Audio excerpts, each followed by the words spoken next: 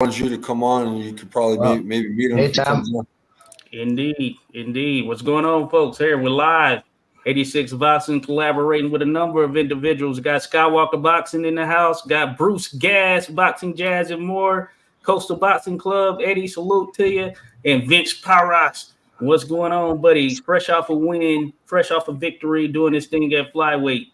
And then, of course, a guest we have, Ricky Womack, holding it down from Washington, D.C. zone. And if all goes in accord, we should have Mark Too Sharp Johnson jumping into the mix as well, because he and Ricky will be starting a podcast at some point very soon here. And I'd imagine it's going to be one you want to tune into because they got stories for days. With that, what's going on with you, Ricky? There ain't too much, man. How you guys doing today? Everybody doing all right this evening? Doing good. Yeah, we me and Mark have been best friends all our life, and it's like everywhere we go, we just always just acting up and laughing and talking. And then for the last 6 months, everywhere we go, people are like, when is y'all gonna start a podcast? Everybody doing when you gonna do one? So they asked for it, they gonna get it. It's called the Sharpest Boxing Podcast on Champions Hit TV with Ricky Womack and Mark Too Sharp Johnson. We're looking to kick off between Thursday and next Tuesday. We got a few guests lined up. And one of the coolest things about doing a podcast with Mark and with myself too is we got a lot of famous friends that we like talk to on the phone all the time. Or when we bumping each other at the fights, it's just conversations. So it's gonna be conversations with, like, they don't got to come on the podcast to call us. We just call each other anyway. So y'all get to be privy to some of those little funny conversations. And you talking funny, man, these jokers are hilarious. So, but we're going to talk some serious boxing as well. But, we're just going to talk boxing the way we talk when we come to the shows, and when me and Mark hanging out, and when we ride in the car, when he over my house, I'm over his house. We just going to talk like we talk. That's good stuff. Yeah, that's the way it is. That's the way it is. And that's what gets people tuned in. So we appreciate that for sure. Looking forward to it. And of course, I'm in the mix here to support. Hey, we all connect here as far as doing our live podcast, or whatever you want to call it, here on YouTube. So everybody in here connected, doing their thing and showing love to the sport. Yes, the modern times and the history. And of course, when they're talking history, we know that Mark Too Sharp Johnson's one that stands out, especially what he was able to do at flyweight, all that good stuff. So it's great that we'll be able to have you on a podcast with them. And speaking of that, as a matter of fact, Ricky Womack, I know you get confused with this boxer out of Detroit by the name of Ricky Womack, but this is DC's Ricky Womack right here. Yeah, I'm Ricky C. Womack. That was Ricky Womack of Detroit, man. I mean, legendary boxer, especially in the amateur ranks. Especially in the amateur ranks, he was a legendary boxer, man. He lost his life too soon. But when I went up to the Hall of Fame with Mark in 2012, they gave me a name badge said Ricky Womack, and all weekend long, people stopping me, Ricky Womack, get your autograph. I'm like, no, I'm not the Ricky Womack, the boxer. I'm the baseball player. That went on for about 2 days. By Saturday, I started signing autographs and everything. It was on. I'm taking pictures, kissing babies, I'm signing autographs, all that. How far did you get in baseball, Ricky? I blew my knee out in 12th grade. Okay, 12th grade. Yeah, I didn't get too far. I could have played. I wish I'd have got the surgery. I didn't know then what I know now. I was a kid. Oh, yeah. How about boxing? How do you fall in love with boxing, bro? I would box now. Like I said, I played baseball and basketball as a kid. My best friend was Mark Too Sharp Johnson, a guy named Leondis Wilkins, and my cousin Ernest Red. And we'd be out on the playground playing, and then all of a sudden, every day around about 3 o'clock, they'd just take off running. And one day I ran with them, and they was running to the gym. They run to the gym. I got in the gym. I started working out a little bit. I started training. I wasn't, serious about it though. I sparred a lot. I did get some sparring in, a lot of sparring in. But when it comes time to go to them shows and fight competitively, I went back to play baseball. I wasn't with that. And then the last day I sparred in there, I wish Mark was here because he like when I tell this story. They was getting ready to go to the Ohio Fair. And I had never sparred Mark before. And like I said, we just come from down on the playground playing. And I think we was about 12, 13 years old. This 5 said, yeah, hey, Reds, glove up. 5 called me Reds. Hey, Reds, glove up. Glove up. They put me in there with Mark, man, after about 30 seconds. Take these gloves, take them back. I ain't boxing no more. That was it for me, buddy. I went back to play baseball. All right. Good stuff right there. And then you got involved with PBA, right? Our whole life, though. So, that's what you're going to get. This show going to be like friends talking. So now, are you still working? Are you retired? No, I work at Howard University Hospital. Howard University. I work at Howard University in DC, and I'm still doing a lot of things with the amateur boxing program. I ain't old enough to be retired, Jack. I ain't that old. I don't know what's going on. We talk to, they're 30 years old, they're retired, Yeah. I got to feed these kids, these grandkids. They need to eat around here. Oh, yeah. Sugar Ray Leonard pulled several retirements. Yeah. No, but I'm not gonna be like Ray. When I retire, I'm gone. I feel you. That's the way to go. Now, Ricky, in terms of, I know you do your thing, and how I ran into you, Ricky, of course, is trying to help out with PVA, Potomac Valley Association. That's the amateur boxing. We handle the amateur boxing around here in DC and then Prince George's County, Maryland. So I ran into Ricky there, but I got to work with him as we were building the site and everything for PVA. When he was the president of the PVA, but he had traversed from being, I guess, secretary to Junior Olympics and president. Yeah. Right, Ricky? How did that process go in terms of going through those ranks there in PVA and then really doing some good things for the kids, especially on the fundraising front? Yeah, man. Hey, man, it was a lot of fun. It was kind of funny. The way it started was funny. And the process was real cool, man. Coming up with them kids and watching them grow, and now some of them are pros now. I got started with PBA in 2013. I was hanging with Ham, Mark. That's Mark's father. I was hanging with him, and he asked me to take him to a meeting.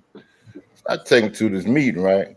So he say, now I don't know that this is not just any meeting. This is the elections for the board of directors for Potomac Valley for the amateur program. So I'm sitting there with him. I really don't know nobody in the room. Not really, you know me. I know a lot of know some of the coaches, but nobody in this room.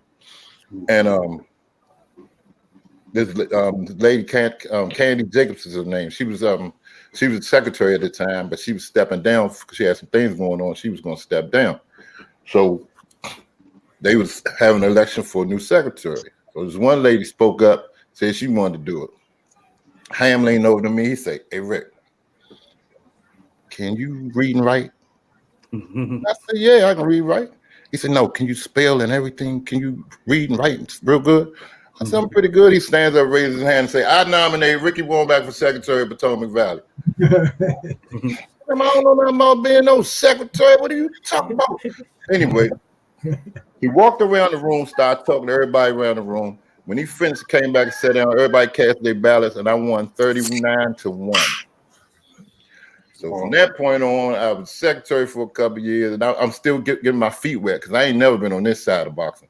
I'm getting my feet wet. I'm learning different things, and I'm learning things. And then they had another election about 3 years later.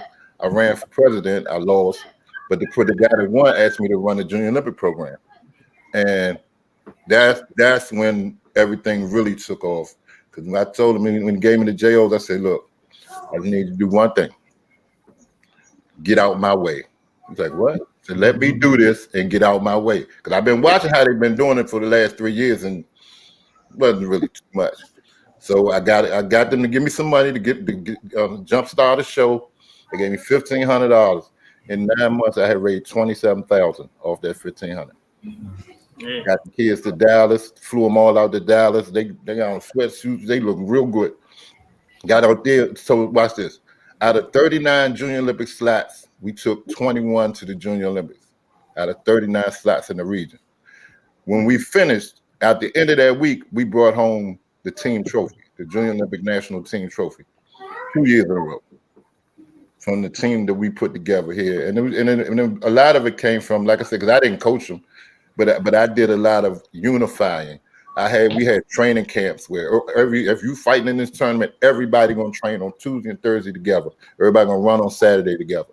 I mean, I just started doing a lot of little different things, and it turned out great, man. It turned out great, man. And from that point on, then I was elected president during the next election, and then COVID hit, and that did that.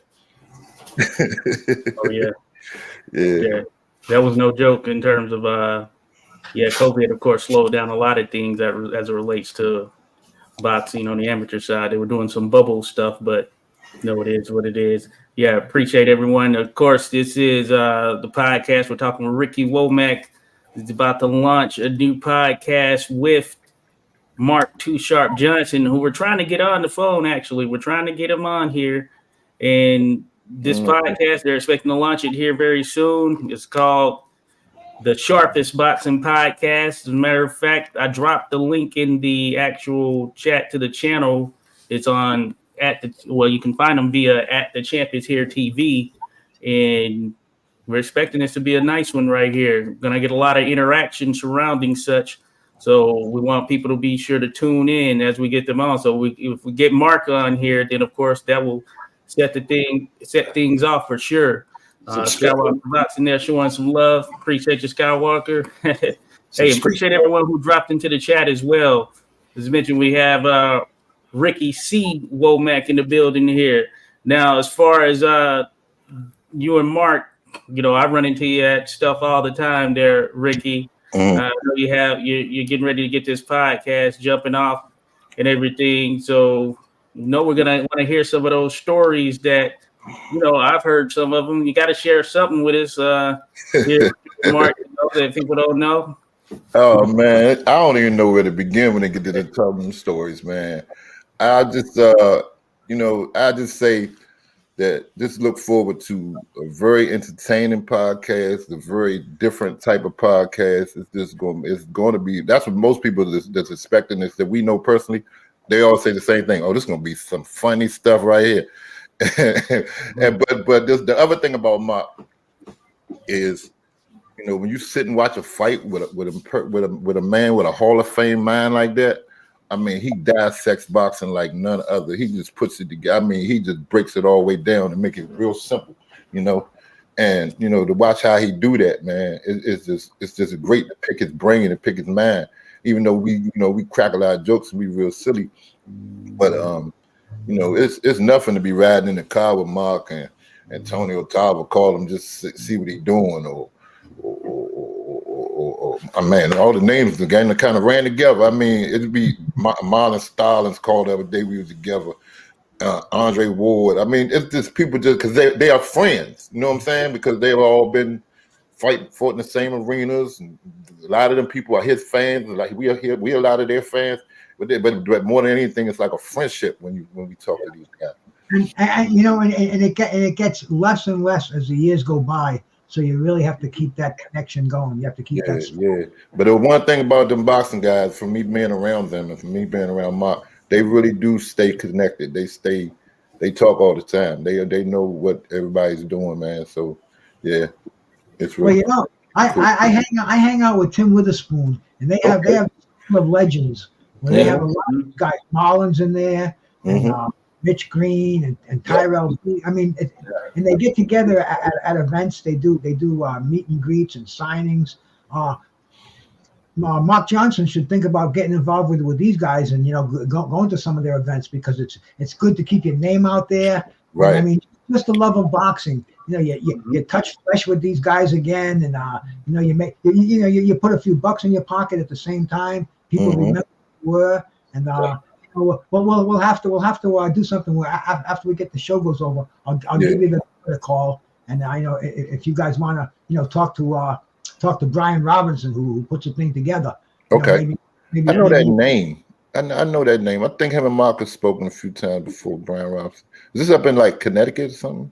Yeah, well, yeah. He lives out in Philadelphia, but he's from Rhode Island. Really nice guy. Yeah. It's not his full-time thing, but he found Tim, and Tim was kind of a lost soul when he found him, and they put this together. I went to an event they had about a year ago, and I mean it was great to meet all these guys, and you relive their past with them, and they love that, man. They love going back to that shit. You can see the spark in their eyes. I ran with Ray Barkley and Roberto Duran. I mean, it's just cool stuff, and Mark would be a great guy. In fact, I had Arthur Flash Johnson, one of the guys that he fought. 90 seconds. Yeah. It was a really fast one, but I had Flash Johnson on my show, for an interview. So, him and Mark still talk. Arthur Johnson and Mark Johnson still talk. Yeah, Arthur's a cool guy. It's nice to see these guys that still can talk again, because a lot of guys they can't communicate. They forget a lot, because back in those days it wasn't like today where these guys fight once a year. These guys were fighting every couple of months. Yeah. I mean, and plus they were going at it like a couple of pit bulls in that ring. I mean, it's not the boxing we watch today. What do you think, Ricky? What do you think of the boxing that's going on today? Man, it is, like you said, it is very much different than it was back in the day. I mean, when like I was watching I went back and watched the Diego Corrales fight. Do you know that fight would have been stopped? Oh yeah, about 5 rounds early. They would have stopped. Nowadays they stop those type of fights. You can't even sweat. You can't even sweat hard. They're gonna stop the fight. You know what I mean? You swing and miss and stumble, they're gonna give you an 8 count. It's totally different now, man. But it's for the safety of the boxers. I understand that, being an official and going to them classes and all that, but it's just not the excitement that it used to be. And then when then a lot of these fighters, the money has gotten so big, it's gotten to be so much more about the money than about the actual sport, that a lot of these good fights that we would love to see don't get made. You know what I mean? Then now they got 47 belts, everybody's the champion, so that everybody feel like they don't gotta fight this man because he a champion, this man got a champion, because they just got belts. I think it should be one belt. One belt. Just like that unified title, that everybody go for that ringside belt. That should be the belt. All them other things, but I mean, for the most part, I mean, I still love the sport, man. But it's nothing like it was when I was a kid. Nothing. Right. Yeah. They were built. I always say, you go further back, they're built different. It's just that the sport, they've made it safer now. That's where the major evolution has come. Safer sport than it was back in the day. Because on the channel we talk about history all the time. But yeah, certainly some brutal fights going back. The further you go back, that's one of those things. And it's for the good, of course, for the good of the athlete. So can't knock it fully. Yeah. A lot of these guys nowadays. Yeah. Go ahead, Eddie. What was that? So a lot of these guys nowadays are too what's it called? They're too soft, man. They're not like back in the days, man. And my uncle's class, man. My uncle's a Hall of Famer, Bobby Chacon. He's on the wall back here. I know that name. He fought Alexis Arguello, boom. I remember that. I do remember that. Yeah, won 4 times. You know what I'm saying? He fought all back then. They all fought the best, and you're talking about a stacked division. You know what I'm saying? Where they all fought each other. Them belts never stayed in one place. You know what I mean? They switched. Oh yeah. I mean, Nobody wants to fight each other nowadays. Nowadays, too many people involved, too many lawyers involved. Back in the days, man, you'd be like, "Yo, let's go grab a coffee. Let's go talk about a fight." You can go have a coffee and you guys can make a fight. Nowadays, there's too many people involved with making a fight, man. Yeah. Everybody wants their piece. Yeah, I mean, you got promoters and managers and bag holders and spit bucket holders and mouthpiece holders. Everybody got jobs. Everybody got a job, man. It's dope. Yeah. Hey, what was that? That DC boxing scene like coming up there, Ricky. I know we have a lot of boxers in the area now, but if you think about going back some years, man, there's so many great boxers that come through this area in general. You factor in DC, then think about Maryland, Virginia, man, just a host of them. I think right before you start coming around, Josh, they held a boxing weekend. Do you know Washington D.C. was the only major city to ever have 5 world champions at one time? Oh wow! It was Mark Two Shot Johnson, Keith Holmes, William Joppy, Sean Bay Mitchell, and Chop Chop Corley. Oh, okay. And then you could throw Winky Wright in there, but he was living in Florida. But you could throw Winky Wright in there. That was from Washington D.C. in 90. I want to say it was 92. 93, might have been a little late, might somewhere in the 90s, and they had a weekend for them here, maybe about 2015, I think it was 2016.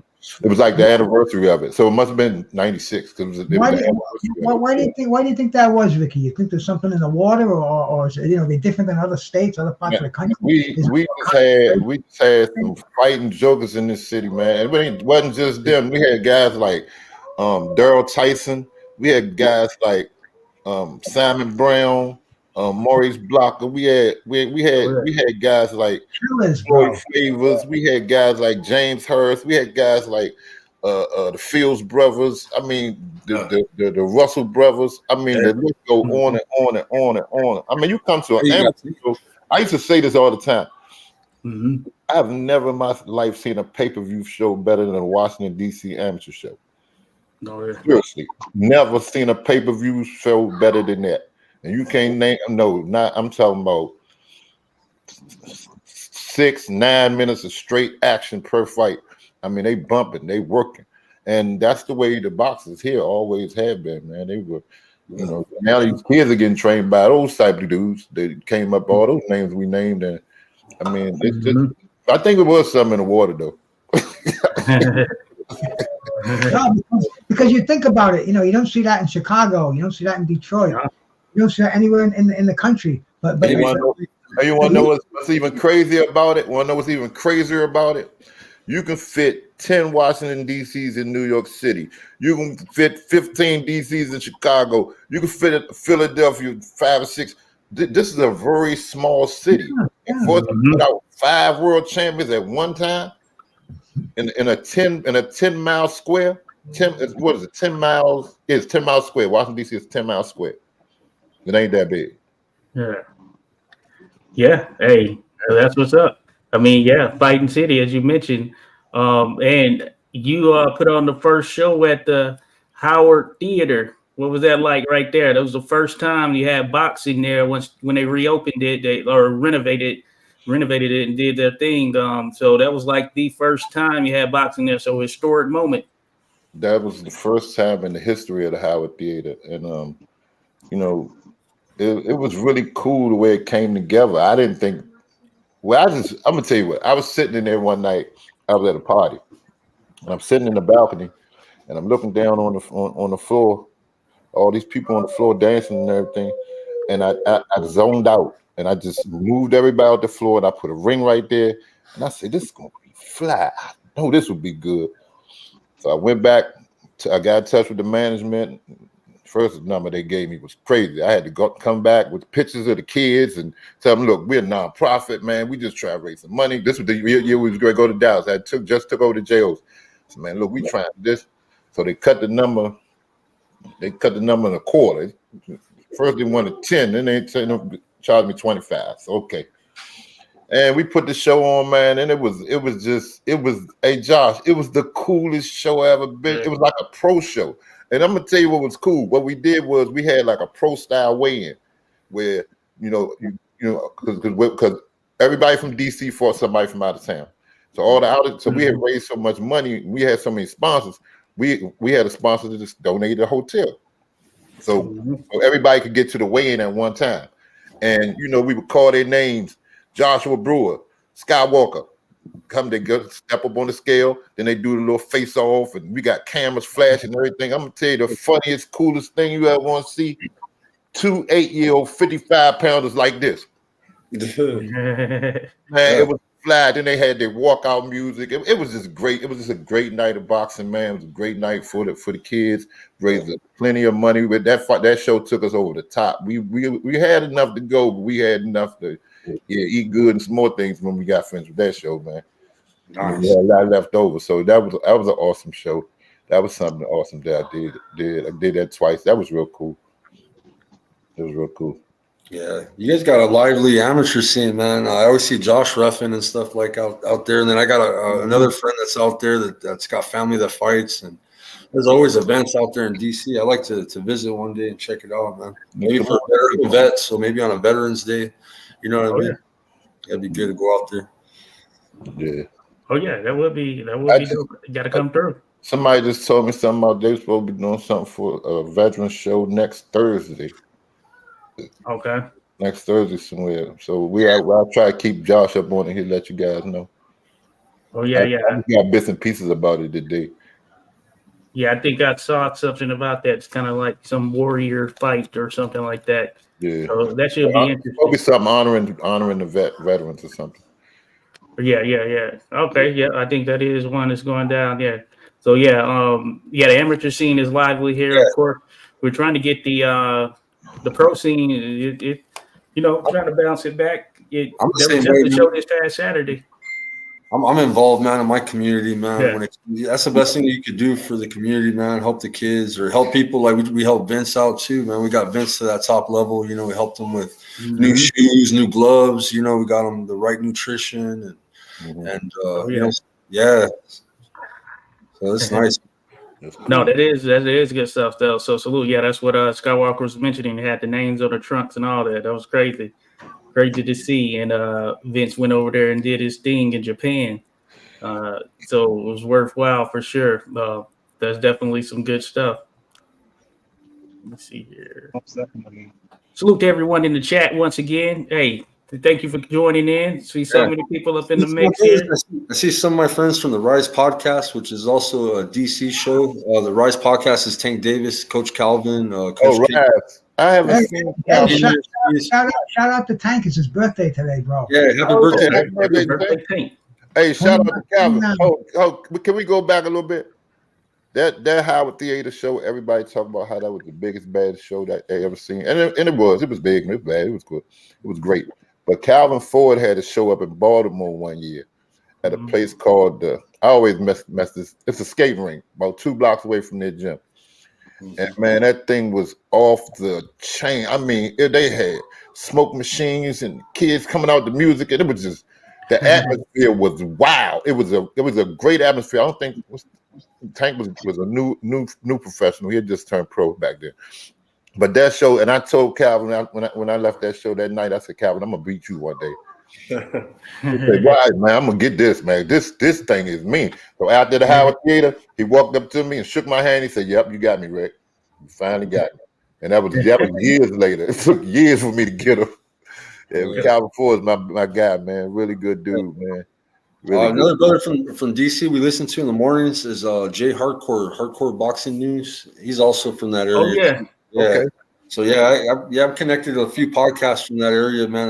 They interview a lot of the amateurs, and it's good, man. They go to up in the gym and interview all the fighters. Thanks, Gregory Pratt. It's Shake and Bake. That's the name of the gym. Yeah. Shake and Bake. Yes, I call it Shake Shack. I call it Sugar Book. I call it all types of stuff. It's Shake and Bake. Yeah. Good stuff. Yeah, I've seen Hardcore Boxing News. I've dropped by his channel a few times there, Skywalker. I know he's from Southeast DC. Ricky, you might know him. I don't know his name, though. I just know him as Hardcore Boxing News. Yeah, Jay Hardcore. Yeah, Hardcore Boxing. I'm going to have to look that up. I'm going to have to look him up. I talked to Rashid Hammond with Second Wind Boxing Media. He said he had a client. He was going to try to get on. Matter of fact, I forgot. Shout out to Chai Ming, man. How you doing, brother? Chi Ming. My bad. I always be fucking. Bruce messed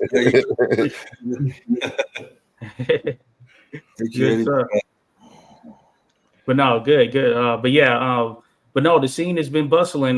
There was a show this past Saturday. Matter of fact, I ran into Ricky at the show. It was a local show. We had some youngsters who turned pro who man, they shoot up so quick. So Nasheed Smith, aka Sugar Sheed, gonna get him on here. As a matter of fact, I gotta hit him up. I know that he's down.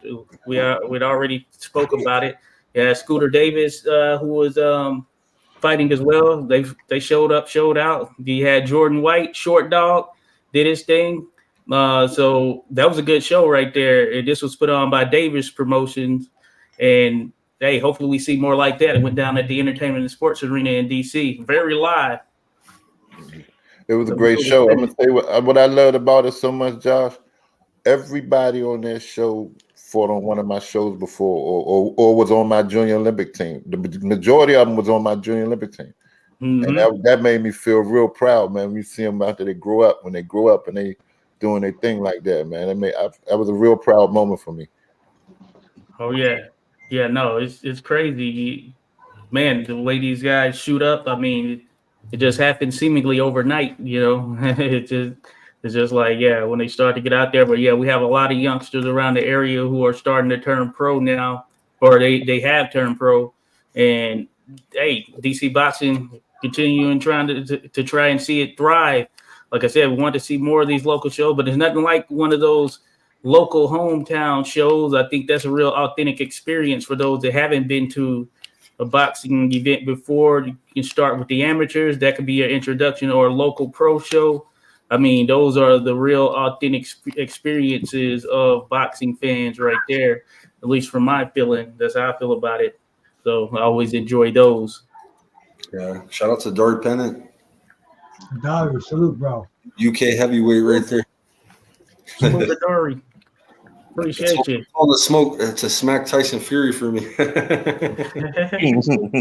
Right. Me. I still haven't checked out that Fury and Gano match. What do you think of that? Say that again. The Fury Nagano fight? Yeah. You didn't watch it? No, I haven't seen it yet. No, I didn't watch it. Actually, I saw the beginning of it, and I went to doing something else. I was planning on going back and watching it though, but I haven't seen it yet either. Yeah, go watch it. A controversial, you know, and Fury didn't train at all. He looked like straight shit. I don't want to hear. I don't want to hear he didn't train. I do not want to hear he didn't train because he went all over social media that saying didn't look like no like him and Wilder fighting or anything, bro. Like that. Just don't got it no more. He ain't that guy. He lack of discipline. Yeah, you need that. You need that. That's I've heard that he didn't look too hot.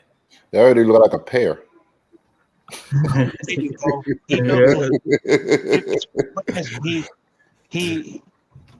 was postless. Postless. Hey, that happens. That happens when you're not focused, you're not disciplined, as you mentioned. And everybody said he took that guy lightly too. Yeah, I don't think so. That could be a problem. He was mistaken if that's the case. Yeah, that could be a problem. Mike Tyson trained him too, so that could have been the factor. Nagano, he trained Nagano, and Tyson taught him a lot of tricks. Hey, they said he's going to be fighting Usyk in February. So okay. Who? Tyson Fury. Tyson Fury, yeah. No, this is not. It's not official. In fact, do you remember if you watched the fight? They were building up the Tyson Fury Usyk fight for December 23rd. Yeah. In that ring, that ring that they built in Saudi Arabia. It was a multi-million-dollar palace. They built it just for that fight. And when at the end of the fight, Tyson Fury said, "Oh no, I'm going to go rest now and take a little vacation, and then we'll think about what we're going to do."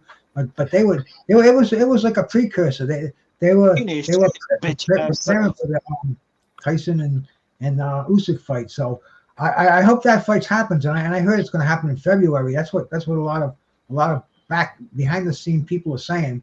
Nothing for sure, but personally, I think Tyson Fury is pretty much the Father Time is caught up with the guy. Takes a lot longer to lose those for that fat when you get older. You feel every ache. Absolutely. Yeah, and plus he's got so much money. You know, he's had these multi-million-dollar fights. really takes a lot to get yourself up, get yourself in a training camp. They just keep it real. He hasn't really been the same since the first Wilder fight, man. He just hasn't been the same. Yeah. That just took everything out of him. I thought he looked pretty good in the second and the third Wilder fight. He looked good in the third fight, shit. Yeah. Those the three fights. But that's the way the heavyweight division is right now. I don't have the respect for him that he deserves as heavyweight champ because he hasn't fought everybody. He hasn't cleaned up the division. That's what the heavyweight champs do, man. True. Yeah. Thank you. Dude, But that goes back to what we were saying earlier, how boxing just not the same no more. It's just not. They only take the same approach to boxing no more. Hey, he got a good point, boss, too, and Gregory Pratt. But money and publicity kill the focus. Facts. It happens to a lot. You know? Bright lights get to him. It got to my uncle too back in the day. The bright lights, you know, it happens to a lot of people. how you feel best? Francis Ngannou fight. What happened with the Francis Ngannou fight? Do you think that fucks up or messes up? Sorry, my language messes up. The whole Usyk fight. No, I don't think so. I mean, like the hype for the fight in general, as in that. No. Yeah. Boxing fans forget real fast. Yeah. You know, they move on. You know. Derek Pennick, please don't you hold your breath for that. He said Top Rank and PBC should join forces and team up and merge partnership and work together. Good luck on that one, buddy. Yeah. Alan, Bob's got to pass away for it. Bob's still alive. Shit. That's not happening, Jack. Right. Well, this a fight that's happening. What this to have a PBC fighter on like an ESPN. You know, I don't know what card is it. Actually, they won't even let their fighters fight each other. So of course they're not going to join forces. They won't even. They're gonna share a platform though, Ricky. They're gonna be on Netflix. I heard they're gonna be doing a merge. Oh, I've been hearing that. Really? So PBC will have a fight on Netflix, and so will, I believe it's Top Rank or another big promotion. If I might be mistaken, it could be DAZN, but I think it's Top Rank or DAZN. But oh man, it'll be Netflix. Netflix is doing what a are they're gonna fight?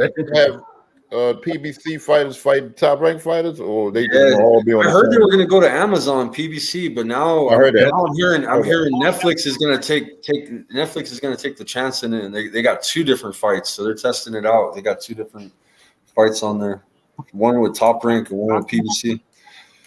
What I hope is they will put the money and dedication what it takes with boxing, because I feel like boxing is that's good. You have the same home, even though it's two different networks, but the same home. It'd be easier for fans to find the fight. You know what I mean? It'd be all in one place. Yeah. You know? Could you have Golden Boy and Matchroom? They're both on DAZN right now. So Top Rank is ESPN and PBC. If they go to Netflix or whatever, and Top Rank does Netflix, that should, in theory, make it a little bit easier to see some of those cross-promotional fights. In theory, at least. Yeah. But it'll be interesting because Netflix is they're looking for whatever they can do. In all honesty, I think it might just all boil down to DAZN, man. I feel like DAZN's already all well organized. Yeah. I feel like it just might all boil down right down to DAZN. They got app problems though. That's the thing. I never like to purchase a pay-per-view through them when I do purchase, because you get way better pay-per-view through Showtime. You know what I mean? Now it's no more Showtime, but you got Fight TV that has the pay-per-views, and I never have no issues. I have better service with Fight TV than I do DAZN sometimes. Sometimes their fights glitch. They have network problems. You know what I mean? Mm-hmm. Salute to Ernest Johnson and Miss Just Do. Salute. Ernest. Appreciate you. Miss Just Do. Salute. Everybody dropping in, showing some love. No, appreciate it. So yeah, we're here to discuss let me pull this up there. The Sharpest Boxing Podcast, Mark Too Sharp Johnson, Ricky C. Womack right there. That's coming. It's coming, I will say. It is coming. The podcast is coming. Very soon.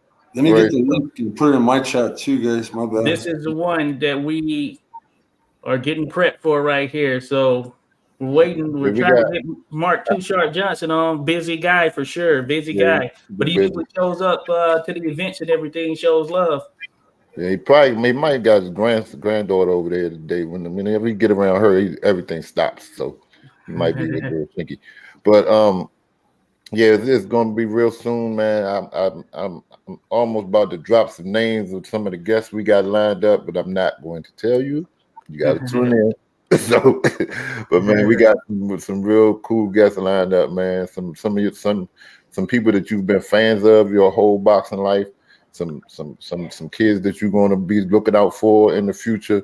Some kids that there's been some coaches. We got coaches and trainers and fighters and promoters. We're gonna have a little bit of everybody on this show. This is gonna be real cool. I can just see how it's gonna be. Like I said, and all of these people are right here. We talk to them all the time. They right in the phone. You know what I mean? It ain't like they just doing it. How you got to see their media people and see their people. And no, they call the phone. We call the phone. They answer. Or they called us. Matter of fact, a couple people done called us. Hey man, y'all supposed to be on the podcast? I know you're gonna holler. Yes, we're gonna get you on, buddy. Oh yeah. So yeah, it's been getting a lot of traction. We just got kick it up off the ground and go ahead on and get our schedules in line. That's the biggest problem is getting everything scheduled. That's really the biggest holdup. Because up to me, I just like every time me and him together, just turn the camera on and just start talking. And that would be some of the best TV, ask Josh, you would ever want to see. The Champion Spirit TV. I pinned the podcast on the top of my live chat, guys. Go ahead and subscribe to them. They have a brand new podcast. It'll be Tuesdays and Thursdays. Oh yeah. Appreciate it. They got a lot of great interviews. They got a lot of connections in the game, especially you're talking 90s, man. Mark Too Sharp, he boxed all through the 90s, the early 2000s. So definitely got a lot of connections and probably be some great interviews on that podcast as well. Yeah, check us out. Thank you. Oh yeah, appreciate it, Skywalker, for sure. For sure. Yeah. For sure. Bruce is live. Eddie, you're live too. We're all live on our shows. That's the thing. They got this thing where we can merge. So it'll help you grow. It'll help you grow. Yeah. I had a large channel, bro, and they took me out, man. So I just started mine up 2 weeks ago. So I'm up to like 270 subs. Trying to get back at least above 1,000, man, by the end of you know what I mean? I'm trying to get my subs back up, but it's easy to build when you can network and you can connect platforms. I always have that feature open. So if I give somebody a link, they can go live on their platform. And we had Team Regis Progress on our show. Last week we had Tank's team in our show. We had Regis's coach talking mad shit about Bill Haney. We got a lot of great content, man, and we're all growing. You know what I'm saying, on YouTube. So we all try to help each other out. It's all about showing the love out here, man. All of us networking and everything. All of us as content creators and everything. So we have to work together and make some great content. That's what's up, man. It's cool to get to meet guys like yourself, and I'll make sure we exchange numbers, and y'all come on our show every once in a while, man. Come on through, man. Pop on in, and we're gonna have a good time, man. But like Josh would tell you, everything between Mark and the things I've done in this city, man, it gets noticed quick, and everything just takes off. And my approach to doing things is totally different than the boxing in DC was used to. But once they linked on to what my silly ass do, it started growing, and it all came from like Josh. I know Josh got this question lined up, but it came from me watching my guy with Berry Farms, and then I started having the boxing over there, and man, that really took off, man. Nice. Oh yeah. So, we had a show every year. We've been doing it for 10 years now. But they got the number 2 summer basketball league in the country is from Washington, D.C. It's called the Goodman League. And the guy that runs the Goodman League, one day I went to him about 10 years ago, told him I wanted to have basketball in this court. He told me, pick a Friday. You have any Friday a year. And so that started Friday night fights inside the gates. Now, that was the rosy picture. Inside the gates is in the middle of the projects in Southeast Washington, D.C. I'm talking about in an alley. I go to an alley, projects on this side, basketball court on that side, alley on both sides going in and out. And it's the most fun you ever want to be at, especially the basketball games. The basketball games are off the chart. And the cool thing about it is he's been running this league for like 25 years and there's never been any violence down there. But he tell you all the time, you're under my watch between 9 and 10, 10:30, anything might happen around here. But it's in the middle of the hood. When the first year I did it, the people from here, the officials and stuff, everybody know about Berry Farms. Everybody, if you don't have no business around here, don't go around here. So I'm like, look, man, I'm about to do a show today. I ain't going down Berry Farms. No, we ain't going down there.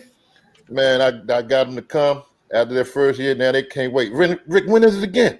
When you going to do it again? And then that's the other thing. Like, I always get people from out of town to come to my shows. So I would tell them. And, Google, bad motherfucker. They go on Google. One time, Berry Farms was the number 5 worst projects in America. They finding all this shit.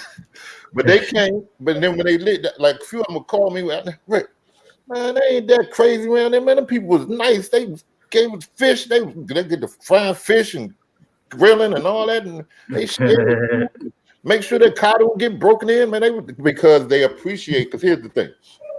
My neighborhood, I'm from down around that, not far from there. I'm from that neighborhood. We don't have too many nice things. This is what a lot of people don't understand. We don't have a lot of nice things. So when we do get something nice and organized like the Goodman League, or nice and organized like Friday night fights inside the gates, or Pop Warner football games and those type of things, when we do get to have them in our neighborhood, we're not going to mess that up. We're not going to mess it up. And but the people from outside the neighborhood don't understand that. You know what I'm saying? But yeah, that's the pinnacle of the summer right there. So that's what's up. Salute to Dre's Finest out of DC. Dre, yeah. There's a lot, yeah. And then, Yankee Kyle, salute, brother. Thanks for coming by. Yankee Kyle. Representing. D for the wins from DC too, I think. Oh, yes. All right, yeah. Salute to everyone. You got DC holding it down. Yeah, love DC. Barry Farms up in this thing. Yeah, Kevin Durant, whoever that was, just was up here. Kevin Durant. I'm gonna tell you another thing about that summer league. I done seen Gilbert Arenas, Kevin Durant, Steve Francis. Oh my God, I'm running out of names. I mean, so many of the NBA. John Wall. What's his name? Stay down there. Even when he don't be playing, he down there. The boy they just traded, Bradley Beal. Oh yeah. I mean, they down there. Matter of fact, Gilbert Arenas paid for the lights because they ain't have lights down there at first. Oh, okay. Gilbert Arenas paid for the lights. No chill deal. Somebody else paid for the scoreboard. I mean, and they because they love what they're doing down there, man. It's cool. It's cool. Oh no, that's a good thing right there. That's a good thing. Yeah, I haven't caught the basketball action, but yeah, I remember doing the boxing. A lot of names right there, man. I'm gonna tell you, hey, John, I'm gonna tell you, John, if you think I'm silly on that microphone and I'm good, you like they said and tell me I'm pretty good, but I tell a lot. Well, I don't really tell jokes. I just talk and be funny. But you think I'm something? You need to come to the basketball game and watch Miles get down. Miles, and I do pattern my. I ain't really fighting this style, but I kind of pattern it a little bit. You want to be like somebody great. The man great, I'm trying to tell you. Oh, yeah. The man is off the chain. I don't think that's going to happen in Derry, but yeah.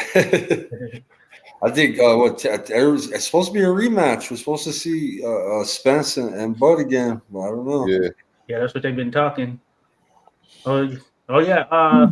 Who's going to buy the fight? That's the thing, man. You know, I know they signed the clause, but for the money that they're going to want, I heard it's going to be in December. Well, I heard December. No, that's when at the beginning. I don't know where they at with it now, but the big question is why. Yeah, why? Why? But you didn't watch the tape, buddy? You want that again? Yeah. No, hey, real quick, Rick, you got to tell us the Gerard Ennis story. You got to tell us. I know you saved it for the podcast. I done broke it. You got to tell us. I've been knowing Boots Ennis since he probably was about 13, 14 years old when I met him up in Philly. we had a kid here that was like 15, like 16 years old. So we took him up to Philly to get a fight, and his fight backed out.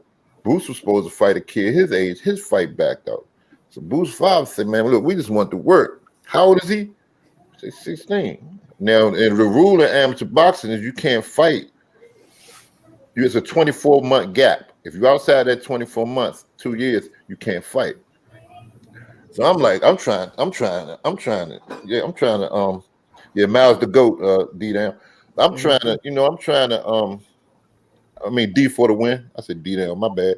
But I'm trying to run by the DC rules. And I'm like, man, we can't let this fight. I said, man, let him fight. So 5 let boom in there. And this kid, man, put on a show. And my kid could fight. Our kid could fight. He could really do it. But this kid put on a show. They gave the fight to our kid. So Mark Favre, said, "Man, you ain't beat that kid. Give him the belt." So we took him over there, gave him the belt. So me and Boots' father started talking. I told him, I said, "Man, you got something here." And we exchanged phone numbers, and me and his father would talk a lot. And I would see Boots at different little tournaments, and he'd always come over and we talk, we chit chat. So one day, I'm at the Junior Olympic Regionals, and this dude down there, he on the microphone, and he see before me, everybody boxing was like you would just announce who's in the red corner, announce who's in the blue corner, and how much they weigh in their names and let them fight. Me, between rounds, I'm talking to the crowd. I might got some music going on. I might got a dance contest happening. Anything might be going on in Ricky Womack show. So I got this guy in there. He done been to a couple of my shows, and he's doing his best Ricky Womack impersonation, and it was not good at all. Not at all. So first chance they came to me like, "Rick, you want to get on the mic?" I said, "Yeah, I do it." So I get on the mic. I get started. I look, Boost and got the slid up next to me. He's sitting next to me, sliding me jokes. So now me, because I don't really know nobody there, but he know everybody. So we slide me jokes. We talk about people, and it was good, right? Fast forward, him and Gary Russell have it out in the Olympic trials. Gary Russell edge him out, win, go to the Olympics. About a year later after that, I go to Philly to the I think it's called the 2300 arena, 2600. Yeah, 2300. 2300. I go up there to see Dusty Harrison fight. So I see Boots 5 outside. Rick, what's up? What you doing? I come to see the fight. I come to see Dusty. He's like, yeah. He's like, I got a couple fighters. I'm ready to go in here. Man, after about the third, fourth fight, here comes Boots. They announced Jerron Ennis. And Boots come in. He come out and what's up? He come out and he did his thing. I think he stopped his man in the second round. So I see him coming out the dressing room a little while later, and I just walked over. So I was playing. I said, "Boots, give me them gloves." He said, "You want these?" I said, "Yeah, give them to me." He said, "Here you go, Rick." Took them all, gave them to me. I said, "Hold up." When he got a pen, brought it back. I said, "You want to autograph these? These are your first from your pro debut. I'm keeping these." If you go to Canastota, then I'm gonna take them to the Hall of Fame. Give me about 10,000 for them. But yeah, man, that's another good guy I could just call right now, and we just chit chat on the phone, especially his dad. We do that all the time. All right, appreciate that. We know Boots Ennis, he's made that rise. I mean, yeah, he's one of those cats that looks like, yeah, he's got the goods for sure. Yeah, I saw it as a kid, man. I saw it when he was a kid. I knew it then. Yeah, so it would be great to get Boots Crawford. Doesn't look like it's gonna happen, but man, yeah, Dre Am used to live on Isherwood Street, right across from Rosedale swimming pool. No. He lived on the other end by Viggie's liquor store. He lived down by Viggie's, by 15th of Isherwood. Yeah, you know a little something, Dre Finance. Dre Finance holding it down. DC. Now, I was going to mention, so yeah, I'm going to be going up to Connecticut. As a matter of fact, Bruce, the Connecticut Boxing Hall of Fame, going to be streaming it on the channel November 18th. I know that's not too far from your neck of woods right there, Bruce. Marlon Starling, he's supposed to be there. You know, we're mentioning Marlon there, Rick. So I'm looking forward to that. I got to drop that link in there, but Bruce, he's going to be not too far from you. Yeah, Boots is a monster. I have had Boots' strength and conditioning coach on my show, Altaf Rahmatullah, and he works with Andy Cruz right now since Andy Cruz is in the gym too. And he's saying those two guys, man, out of that, how with Boots and Bozy, man, Bozy's gym's got some killers in it. And salute to Boxeo Con Flow. I got celebrities coming in. Boxeo Con Flow, he's the Cuban voice of boxing. So he's got David Morrell. He's got Robezy on his show. He knows all the talent, man. Frank Sanchez. You know, all the Cubans are always, you know, top of the game, man. But he talks to them all the time, every evening, late evening. Subscribe to him. You'll see some great interviews. It's in Spanish, but he tries his best, man. He'll speak to you everything in English. So. Salute to your Boxeo. Y'all dropped by the channel before. Puma. Yeah, his name's Puma. That's his Puma. Name. Yeah. All right, good stuff there. Yeah, great finest. Appreciate you dropping through for sure. Evil scientist. Yeah. Good stuff. But yeah, that's good stuff right there. Appreciate it. So yeah, so again, this was about the Sharpest Boxing Podcast. At least we have one half of it. Mark Too Sharp Johnson, AWOL right now. But hey, we're gonna have to get him back on here for sure. As a matter of fact, maybe make some rounds in general across the channels, because Mark, man, he'd be good to talk to for sure. So we're gonna get him on. We're gonna get him back. We're gonna do this again, man. And especially, it was real cool talking with you guys, Skywalker and my man named I forget his name that fast. Oh, Bruce Gass. Bruce. How I kept thinking Josh, and that's Josh. I'm looking at Josh. Yeah. Hey man, believe me, I remember. I can't remember nothing. Your name I will not forget, Ricky. Yeah, my name's Tim Muzzleberry. Yeah, they call me Skywalker. Man came on the grave from Detroit on the show, and I was like, "Whoa, what's going on here?" But sometimes I'm not that hip on what's going on. I figured maybe I missed something. But believe me, sir, I will not forget your name, Mark Too Sharp Johnson. We'll look forward to speaking to him again on here. I'm Bruce Gass. I'm Bruce. I love boxing. And I thrive on the gas. He likes jazz. His channel's Bruce Gass, Boxing, Jazz, and more. I love Bruce already. Yeah, I always they gave me my name too, brother. I didn't pick my name. The YouTube community, they call me Skywalker because I'm in the air, bro, at work. I'm a high-rise window cleaner. I live off the ropes every day. Yeah. I used to call into boxing shows talking my shit in the air, you know. I'd be 17 stories up on a building, man, and I'd talk my shit, and that's how I got the name Skywalker. So then I created the chest. Bruce motivated me to create content. I seen the OG making content. He was telling stories about my uncle's fights and showing them, and man, that's how I connected. Me and Bruce always collaborate. We do a show every Sunday night. My co-host is Tim Witherspoon's son, Tim Witherspoon Jr. He fought Dusty Harrison. He fought Tevin Farmer. Mm-hmm. He was a former professional, but his dad, of course, is the legend. You know what I'm saying? The two-time heavyweight champion. And that's Bruce's homie. Bruce's best senior. Tim Jr. was born. He was born, and I think his crib was a boxing glove. So he knows boxing from day one. He can remember the fighters before he can remember watching Romper Room on TV. You know, I mean, Tim has got a great boxing mind, and it's great to hook up with all you cats. You know, it's something I never thought was going to happen 10 years ago. I could never in a million years, my wildest dreams, know that I could get together with boxing minds, boxing enthusiasts, people that can teach me things. I mean, it's a whole new world out here for an old cat like me, man. Yeah. 86, man. He's a historian, man. He goes way back and he brings back stuff to life that you read in books, you know. And he'll create a cartoon. He'll create a cartoon of a fighter. You would never, you know, you just read in the old, you know, late 1800s, early 1900s. He's putting a face to him and everything, you know, and making a cartoon out of it. Like that's what tripped me out about him. Like he's a hardcore historian.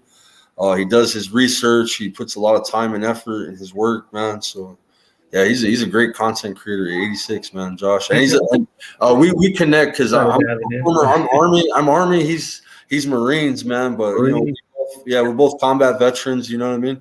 We served in Iraq and Afghanistan, so.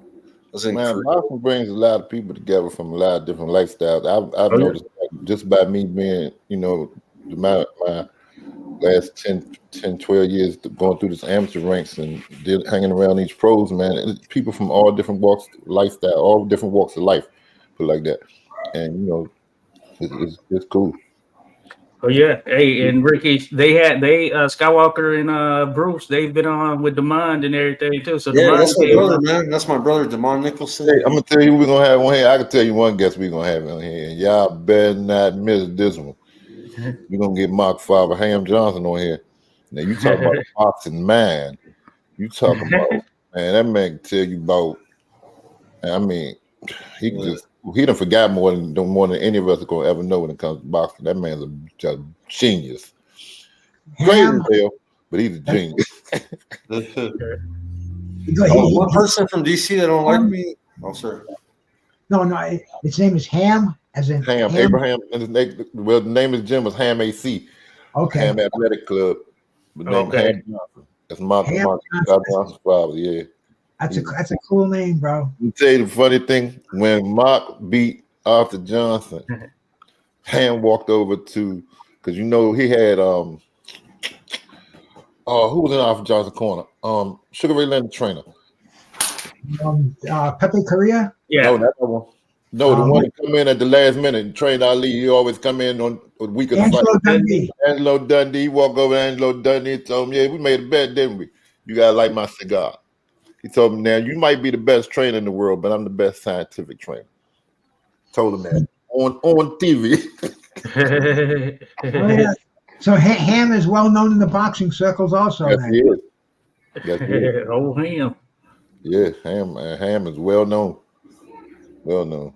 Matter of fact, when we went up to Mark was inducted in the Hall of Fame. Man, Ham couldn't walk 5 feet. People was all over him. I mean, I'm talking these older guys. You know what I mean? Older guys. I mean, everybody know Ham. Everybody knew. Not many making all that noise, but everybody knew who he was. Oh yeah. So if you in that boxing, this is the other thing, and these are some of the other stories that's gonna get told. Like, Mark's older brother James, he went through the amateur ranks with the likes of Tyrell Biggs and Mike Tyson and that crew, Van Holyfield, Melvin Taylor, all them guys, right? He went through them. He had a couple Olympic runs. He fought in the Olympic trials 3 times. I think James fought in the Olympic trials 2 times. I wouldn't get that mixed up. I ain't gonna lie, but I know he fought in the Olympic trials at least twice. And even him and he real good friends with her. Here's a funny story that Ham told me, that James used to be Mike Tyson's roommate when they would travel with the USA team, right? And the guys like Van Holyfield, maybe that's why Mike bit him, but Real Biggs and all them used to pick on Mike because Mike was the baby, and he had that high pitched voice. And James don't weigh but 106 pounds, but everybody was scared of James. They say James was actually the best amateur boxer ever to come out of the city. And his brother was be a Hall of Fame. Yeah, and James still don't weigh but 112 pounds right now. That's what's up. This is gonna be fun, man. It's gonna be a lot of fun. Like you said, I didn't see this coming. I mean, a lot of things has been happening to me in the last 12 years since I got with this boxing scene. Things just started happening, and they just started happening. And I just been getting phone calls, and this podcast. And I remember me and Juan Marshall was doing one time before, Josh. I don't know if you remember. Oh yeah. And then we started doing something in his basement. But they had a little studio. These guys that got in touch with me and Juan and put us in a whole studio. It was like a TV studio. Come find out they ain't had no money, so that didn't last too long. But dreams are bigger than their pockets.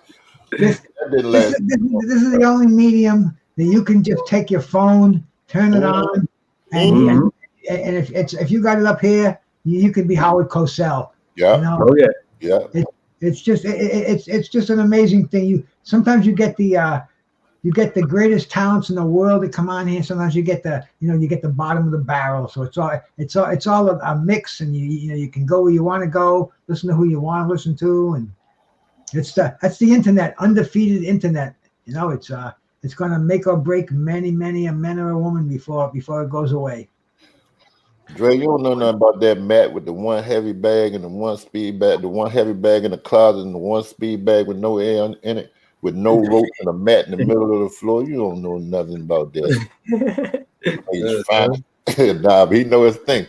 We up LA Gym, man. I used to go follow them to train, and man, some of the gym wars you were seeing there, man. Some of them guys, Ham had like one of the best. You know how, hey Josh, you know how everybody hollering about the headbangers now, and yeah. Well, no excuse, no.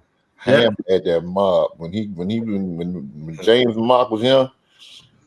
He had a who's who. He had a who's who. Nobody wants to see them guys coming. Yeah, I bet them sparring sessions were crazy. Sparring sessions with man, Chill Will and James and oh my God, Antonio's son, and then you got Mark and Lily. Will and James. It was mean. It was mean in there. It was mean. That's what's up. So yeah, Dre's finest. He gets around. Yeah. Great, man. He's from the city, huh? Yeah. Yes, sir. You know what he's talking about, though. Yeah, he did. Salute to you, Dre's finest. Hey, you know what's going down. Hold it down for DC. That's good stuff. Yeah. All right, cool. But yeah, so like we said, we're gonna have to do this again there, Rick, and get man, please, we're gonna do Mark this again, for man. sure. I can get a hold of this little joke, but we're gonna get them together though. But it's going down, man. The Shoppers Boxing Podcast on Champions Head TV. Man, it's going down, man. Y'all make sure y'all subscribe, hit the like button. Make sure you subscribe to the Skywalker's channel. Make sure you subscribe to my man Bruce channel, 86 channel. Everybody, man, we're gonna get together on this, man. It's gonna be some cool things going on right here. Oh yeah, no doubt. So more coming on that for sure. It was dropped in the link, and for other links that were dropped in there. Oh, it looks like I've paused, but anyway, we're definitely gonna keep it jumping. So definitely subscribe to everyone. Salute to everyone who has dropped by as we've been chatting about this. And we're going to get Mark on here. We're going to get Too Sharp on here next time around. And, hey, we're going to hold it down, folks, for sure. We're going to hold it down. I know you can't see me right now. Well, you see me, but I'm frozen. You like a picture. Hey, frozen. You haven't blinked in a while, bro.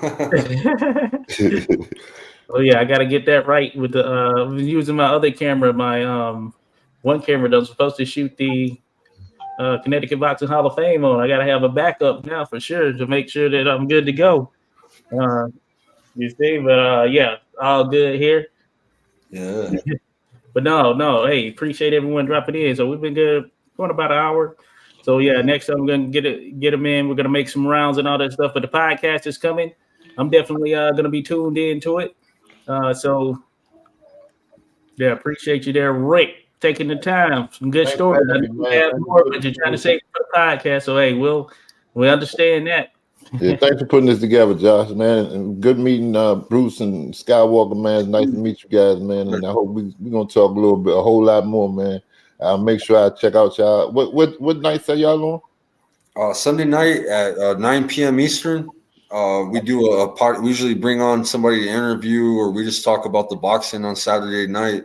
But it's Tim Witherspoon Jr., Bruce Gass, and sometimes we bring on, like I said, special guests, or we bring on extra people. Okay.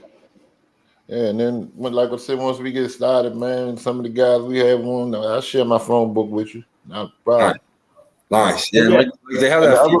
The cool thing about it is, like I said, we're not just gonna have just DC fighters. We're gonna have fighters from all over the world. Because most of them is Hall of Famers and they know Mark and they just know each other. You know what I mean? So ain't nothing but a phone call away. And the beautiful thing about this type of platform, we don't got to all be in one room. Everybody can be at home, comfortable, and it's gonna be real cool. Yeah. Yeah, without a doubt. Hey, this comment's been funny. definitely feel like I went out for a visit tonight. You know, definitely. Nice format we got going on over here. Having me up there, man, I'll definitely kick it with you guys. Definitely in the near future, man. Oh yeah, certainly. But yeah, we'll be back in the mix, folks. We'll certainly be back in the mix. And hey, this was fun. Hey, it's gonna be crazy next time around, I'd imagine, especially get Marco. Hey, that's gonna be crazy. Yeah, be all Looking right. at these comments. Rocco Hernandez as a neighbor, you know him. Rocco. Oh no. Dennis. But yeah, cool. So